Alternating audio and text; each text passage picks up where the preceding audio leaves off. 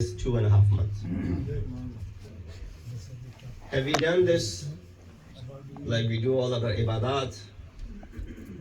Or this ibadat has a dual purpose with it? Every ibadat has a dual purpose. Namaz, roza, hajj, zakat, khums, zakat, amr bil maruf, nahi anil munkar, tawalla, tabarra, huquq walidain, all of the things that we do that are obligatory upon us, all of them have dual purposes. One, of course, the purpose of it being khushnudi of Allah subhanahu wa ta'ala, to please Allah subhanahu wa ta'ala. But then, of course, there is another hidden purpose behind each of our ibadat. And that is the main purpose behind it. Because Allah does not really need any of these ibadat. If we're just doing to please Allah subhanahu wa ta'ala, which is good, shows your sincerity, but does not benefit Allah one bit. He doesn't even need our ibadat. So the second purpose goes back to you and I. And that is, how much have we benefited from this ibadat? How much have we been able to live up to the expectations as far as this ibadat is concerned? In the last few majlis at home, I had the opportunity to speak about this. Initially, I'll repeat this. Now, why do we commemorate Karbala? Why do we commemorate Ashura? If a child over here is asked this question, what is their response? Not that we need to justify our act. No. इस अमल को justify करने की कोई ज़रूरत नहीं है. You don't need to go ahead and justify to anyone in the world why we do what we do. Why we have this majlis Azam, why we have it for 3 hours, 3.5 hours. Why do we have it for 2.5 months? Why are there so many dynamics to this majlis? Why there's marsiyah in it, why there's matam in it, why there's souls in it, why there's salam in it. Why all of these things? We don't need to justify. No. You do an amal, you do it with complete conviction that this is the right thing to do. So believe in it first of all. After you believe in it, then you remain firm as to why you do it. Then you'll be able to stand up, because I do it wholeheartedly. With all of my wujood, I perform this amal. Then not for a second will you doubt that there is anything in what I'm doing. So therefore, I'll give you tonight 5 ayat from Quran why we commemorate Ashura. But that's not the story. That's not the majlis. That is the first part of the majlis. The second portion of the majlis is where I will talk about the stuff after which I apologize in advance. There will be some difficult things. कुछ कठिन बातें, कुछ ऐसे arise जिसके बाद से you can talk to me afterwards inshallah as well. With a loud nara salawat.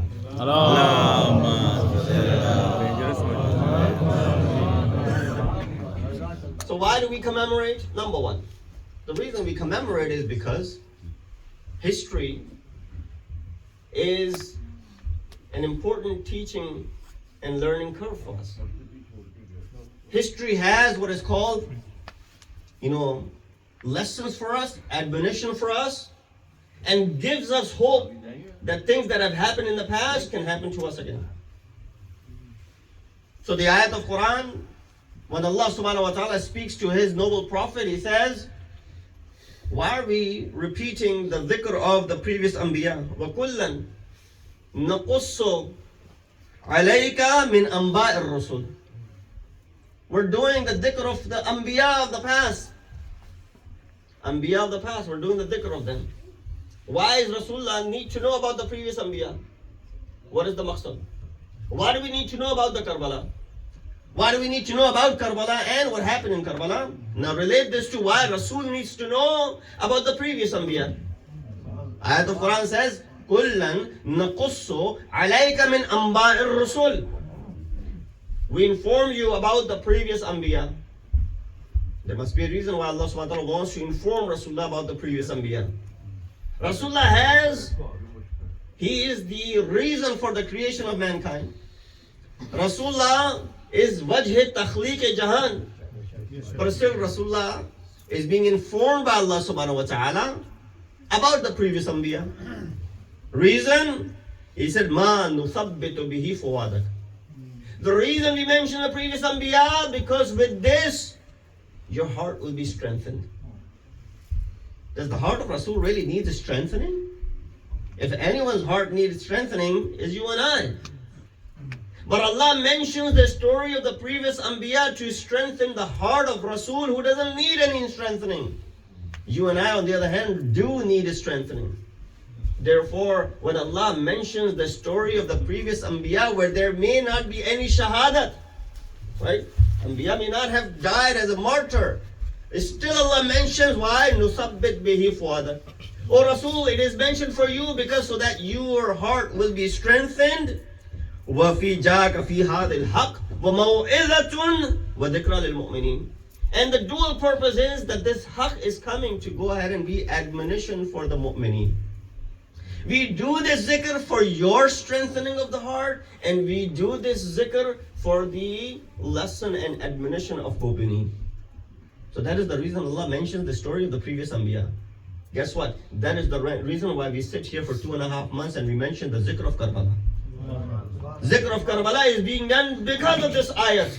So that nusabbit bihi fu'adak. Your heart is strengthened, and at the same time it serves as admonition to the unbelievers, the enemy who is still away. That's number one. Number two, why are we doing the dhikr of Karbala? Why do we mention Karbala? Ayat number 2. Very simple. You all know this ayat, so I'll go through it quickly. ذَلِكَ وَمَنْ يُعَظِّمْ شَعَائِرَ اللَّهِ فَإِنَّهَا مِنْ تَقْوَى الْقُلُوبِ. Because doing the dhikr of Hussein is doing the dhikr of Allah. Because Allah says in Quran, mention my symbols and my sha'air and my signs. So we mentioned what? The zikr of Allah subhanahu wa ta'ala is done by mentioning the signs of Allah subhanahu wa ta'ala, which have mentioned in Quran. Surah Hajj talks about it. Inna safa wal marwata min sha'airillah. Safa and Marwa is the sha'air of Allah. So you mention Safa and Marwa. Why? Because of which you are doing the dhikr of Allah. You mention the qurbani, that animal which you sacrifice. Allah subhanahu wa ta'ala says, wal budna min sha'airillah. This animal that you're sacrificing at Hajj, that is also a sign and the symbol of Allah subhanahu wa ta'ala. So that animal which you sacrifice in the ibadat of Hajj is considered to be the sha'air of Allah subhanahu wa ta'ala. But Hussein ibn Ali, who gave his sacrifice in Karbala, so this deen can remain, he is not considered to be the sha'air of Allah subhanahu wa ta'ala.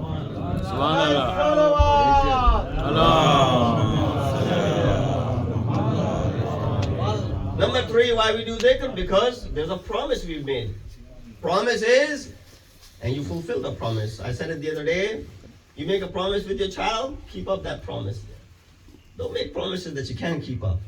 So therefore make promises that is easy for you to keep up and fulfill. Because if you break their heart at this age, then of course they're going to have this idea in their mind that my father or my mother, they make promises but they break the promises all the time. Yeah, that'll settle into their young hearts. So make a promise, fulfill it. And then don't make a promise that you can't fulfill. We made a promise to Allah subhanahu wa ta'ala in Quran.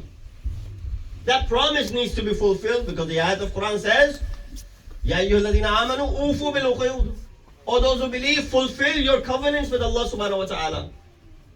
What is the covenant that we made with Allah? قُلْ لَا أَسْأَلُكُمْ عَلَيْهِ أَجْرًا إِلَّا الْمَوَدَّةَ فِي الْقُرْبَى. Why we do the zikr of Karbala? We made a promise in Quran that we will show the mawaddat towards the qurba of Rasulullah. This majlis Azam is the biggest manifestation and misdaq of showing the qurba towards the family of Rasulullah. In fact, if anyone stays away from this majlis, he is doing what is against the mawaddat of Rasulullah. Subhanallah. So therefore, mawaddat is being shown by coming to this farshaza. That's number 3, and why we do dhikr of Karbala. Number 4, Allah subhanahu wa ta'ala says very clearly in Quran. This ayat itself requires in-depth analysis, but I'm only using it for ishara. He says, La yuhibbullah. Allah subhanahu wa ta'ala does not love La yuhibbullahu al-jahra, that you openly speak ill of someone.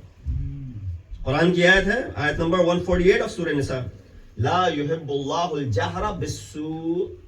Allah does not want you to speak ill about anyone, except there's istisna, there's an exception. Illa, except who? Illa man zulima wa kana Allah sami'an alima. Except the mazloom. Allah does not want you to speak ill of even, according to this ayat, Shimr. Allah does not want you to speak ill of Yazid, for example. Allah does not want you to speak of all the other characters that are found in Karbala. Illa, except the one who has been wronged. Mazloom over here. I guess this is the ayat why some of our friends, they said, don't blame them. Don't do their zikr with bad words. Don't speak ill of anyone. Ayat of Quran says, Allah does not love when you speak ill of anyone. Because the ayat does not give any qaid as far as speaking ill. No, read the entire ayat. Illa. There's an istisna, there's an exception in Quran. No, don't speak ill of anyone except the one who has been wronged. Who has been wronged. This is where, if you want to correct a wrong, you need to speak up about it. Allah subhanahu wa ta'ala is giving you this command in Quran. Wallahu sami'an. And Allah subhanahu wa ta'ala is all hearing. Why we do zikr of Karbala? Because there's zikr of Hussein and there's a zikr of Mazloom. There's zikr of Mazloomeen, those who were facing zulm in Karbala. We remember them.